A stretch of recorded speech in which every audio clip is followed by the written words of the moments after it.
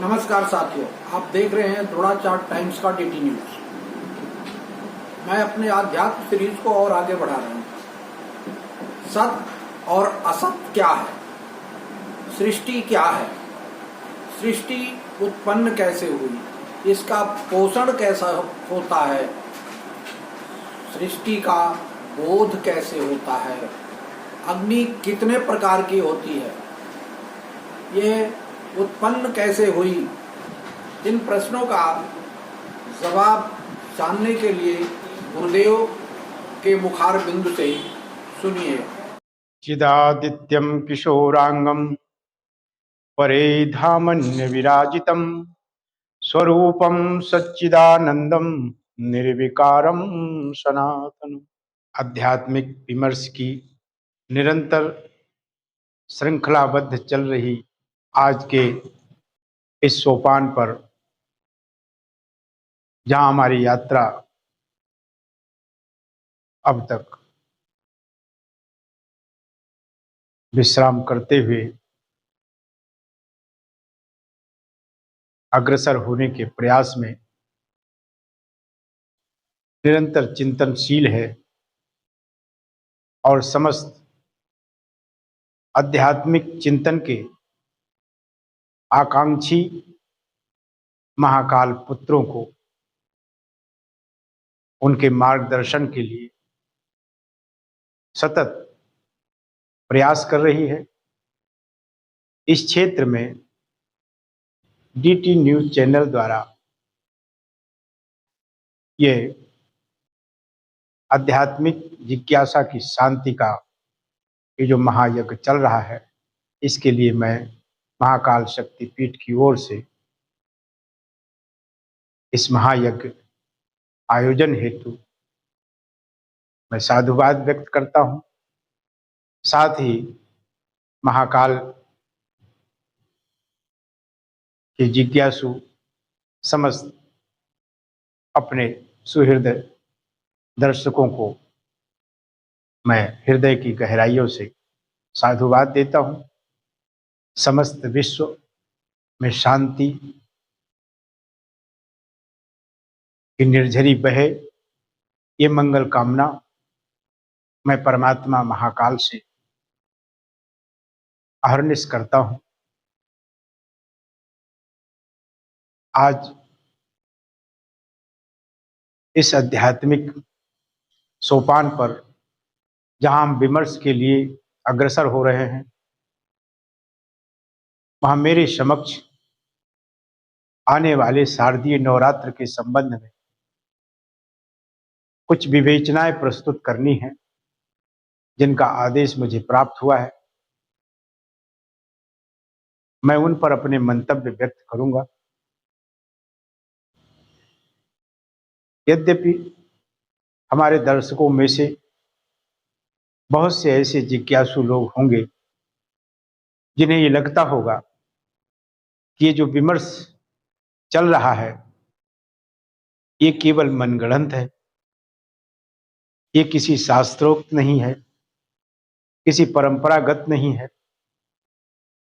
मैं इस संबंध में उनसे आग्रहपूर्वक निवेदन करता हूं कि परंपराएं वह नहीं जिसे हम मानते हैं, परंपराएं वह हैं जिसे हम आने वाली पीढ़ियों के लिए छोड़ जाते हैं। ये संसार हमेशा अपने उन मार्गदर्शकों का पथानुगामी रहा है जिन्होंने समष्टि के हित के लिए कार्य किया है। समष्टि का हित व्यष्टि से कहीं अधिक महान है। बहुजन का हित कुछ जनों के हित से कहीं अधिक श्रेष्ठकर है। हमारी संस्कृति, जिसे हम दुनिया की सबसे महानतम संस्कृतियों में से अग्रणी मानने का कोई भी अवसर पीछे नहीं छोड़ना चाहता। केवल हमारा ऐतिहासिक गौरव हमारे परिचय का समग्र प्रमाण नहीं हो सकता। हमें ऐतिहासिक गौरव को बनाए रखने के लिए अपने चरित्र, आचरण और बौद्धिक स्तर को भी उसकी प्रेरणा देने वाली स्थितियों को निरंतर अग्रसारित करते रहना होगा। जिस परंपरा में संपूर्ण विश्व के मंगल की कामना की गई हो, विश्व शांति की कामना की गई हो, जहां का प्रत्येक अनुष्ठान, प्रत्येक कर्म विश्व शांति के मंत्रों से प्रारंभ होता है, जहां विश्वानि देव कहकर संपूर्ण विश्व को आवाहन कर समस्त विश्व के प्राणियों तक के लिए मंगल की कामना की जाती है, जहां सर्वे भवन्तु सुखिना का उदात्त आदर्श है, जहां पृथ्वी, जल, वायु, अग्नि और आकाश, इन समस्त पंच महाभूतों तक में शांति की स्थापना हो, इसकी मंगल कामना की जाती है। ऐसी विलक्षण और दिव्य धरातल वाली संस्कृति आज संकीर्णता की ओर क्यों भाग रही है? हमने मनुष्य को मनुष्यता सिखाई, हमने विश्व को विश्व बंधुता सिखाई, हमने विश्व मंगल की कामना की प्रेरणा से उन्हें धर्म सिखाया,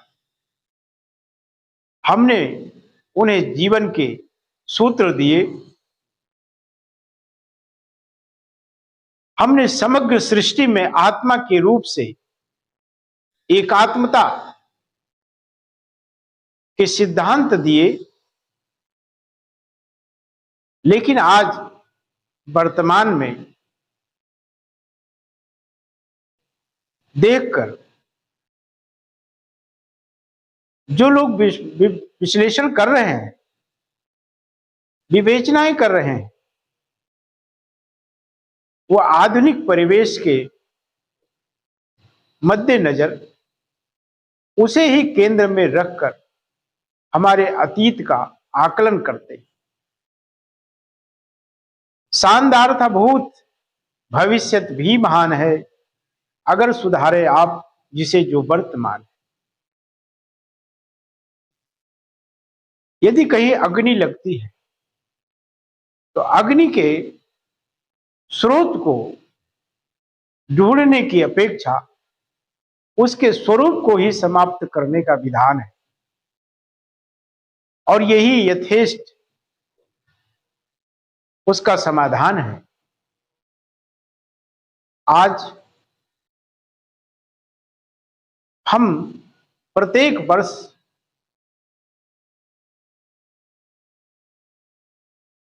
आने वाले तमाम ऐसे प्राचीन महापुरुषों के उत्सवों को, उनके धरातल को बिना जाने हुए हम उन्हें मानते आ रहे हैं। मानना केवल इसलिए है क्योंकि ये उसकी परंपराएं हैं, और परंपराओं में निहित जो संकेत है, जो संदेश है, वह परंपरागत रूप से निरंतर आगे बढ़ती रहती। जब कोई उनका जानकार और उनकी जिज्ञासा उनके प्रति उसमें प्रबल होती है, तब वो उन परंपराओं के वास्तविक धरातल की विवेचना अपने भीतर ध्यान के माध्यम से प्राप्त ज्ञान से करता है, और उस समय वो अनुभव करता है कि हमारे प्रत्येक कृत्य जो सांस लेने से प्रारंभ होते हैं और मृत्यु के बाद शरीर के समस्त कारणों को समाप्त करते हुए जो अनुष्ठान आयोजित होते हैं, उन सब के पीछे एक विशाल विज्ञान छिपा हुआ है।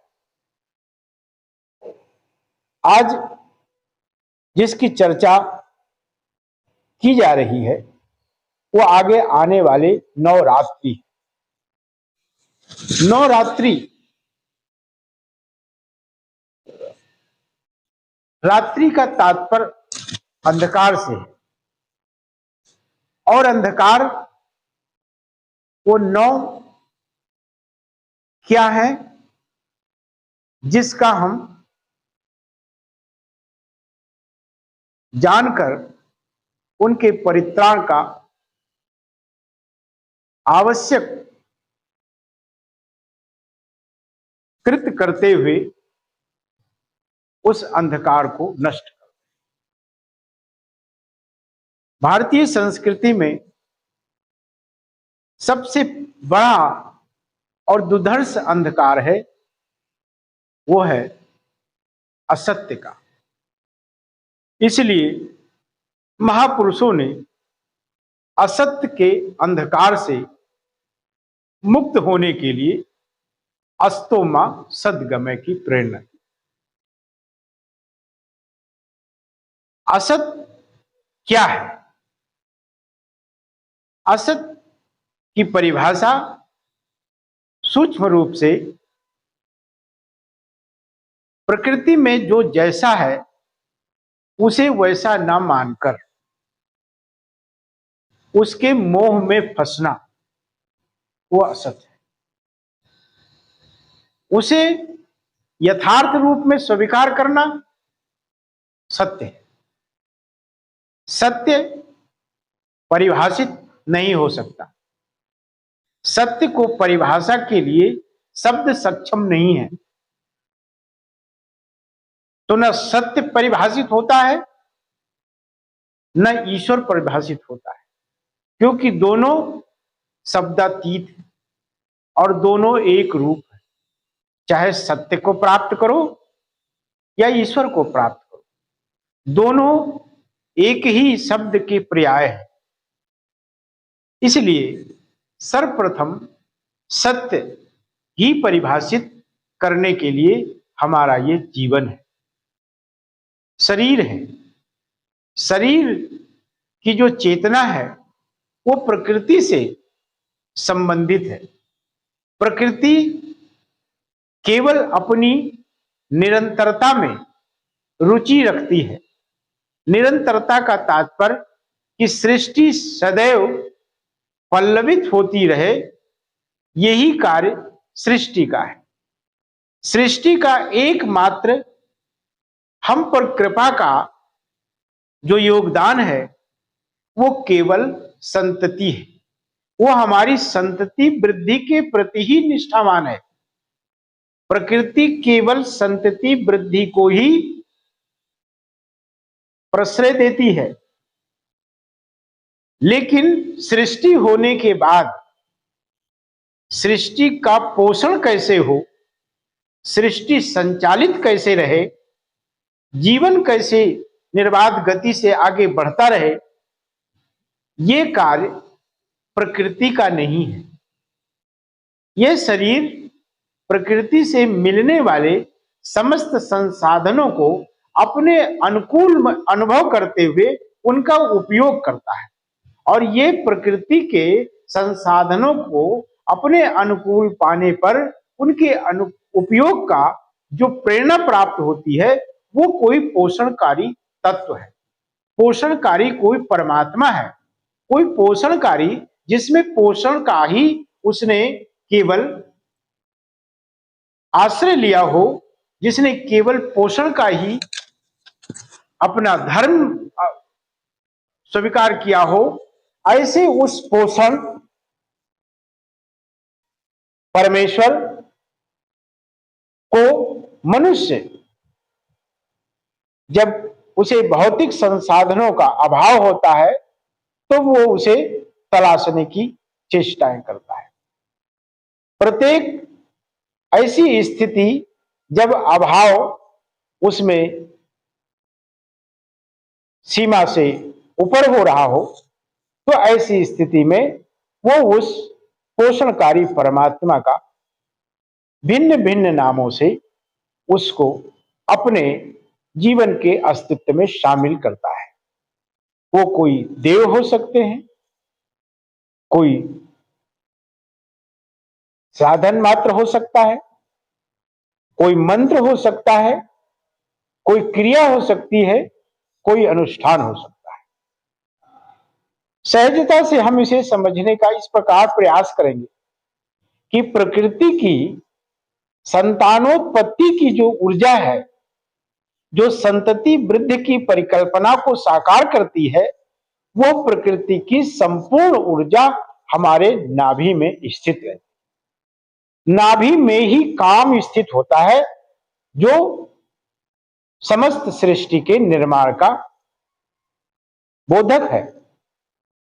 ब्रह्मा रूपी उसी नाभि कमल पर स्थित बाहर प्राचीन ग्रंथों ने उन्हें दिखाया है कि विष्णु के नाभि कमल से निकलते हुए ब्रह्मा उत्पन्न होते हैं और सृष्टि आरंभ से पूर्व ब्रह्मा के उत्पत्ति होने के पश्चात उस पर उन्हें, क्योंकि वह वासनाओं के, वह प्रकृति से प्रेरित थे, इसलिए उन्हें काम उनमें जागृत हुआ और उसी काम का ये विस्तार सृष्टि है, ये संसार है, ये ब्रह्मांड है। काम उत्पन्न हुआ, लेकिन ये बात महेश्वर महाकाल को अच्छी नहीं लगी, क्योंकि वह नहीं चाहते थे कि सृष्टि उत्पन्न हो, क्योंकि सृष्टि उत्पन्न होगी, उसमें रोग होंगे, उसमें दुख होगा, उसमें अशांति होगी, उसमें जीवन और मृत्यु की श्रृंखलाएं चलेंगी। इसलिए परमात्मा महाकाल ने ठीक उसी समय अपना एक दूसरा स्वरूप काल को प्रकट किया और काल को आदेश दिया कि ब्रह्मा को तुरंत नष्ट कर। ब्रह्मा को नष्ट करने के लिए काल उद्यत हुआ और उसने अपना धनुष संधान किया, लेकिन एक क्षण के लिए काल चूक गया और एक क्षण का काल का चूकना था कि सृष्टि आरंभ हो चुकी थी। जब सृष्टि आरंभ हो गई और काल एक क्षण के लिए चूक गया, तो परमात्मा ने फिर उसी सृष्टि में रस, उसी सृष्टि में आनंद और उसी सृष्टि में शांति, उसी में सुख स्थापित करने के लिए उन्होंने रुद्र रूपी अग्नि को उत्पन्न किया। और वो 11 प्रकार की अग्नि जो रुद्र कहलाती है, उसने ये संपूर्ण सृष्टि को फिर पोषण प्रदान किया, उसको संरक्षित किया और सुरक्षा प्रदान किया। वही अग्नि के प्रभाव से ये संपूर्ण ब्रह्मांड नित्य नूतनता को प्राप्त करता है और अंत में वही अग्नि पुनः अपने आप में समा लेती है, अर्थात संपूर्ण सृष्टि को निगल जाती है। वही अग्नि जो संपूर्ण ब्रह्मांड के संरक्षण और उसकी निरंतरता के लिए प्रकट हुई, वही इसकी निरंतरता के क्रम में सदैव नूतनता बनी रहे, इसलिए वो समय समय पर स्वयं में समाहित कर लेती।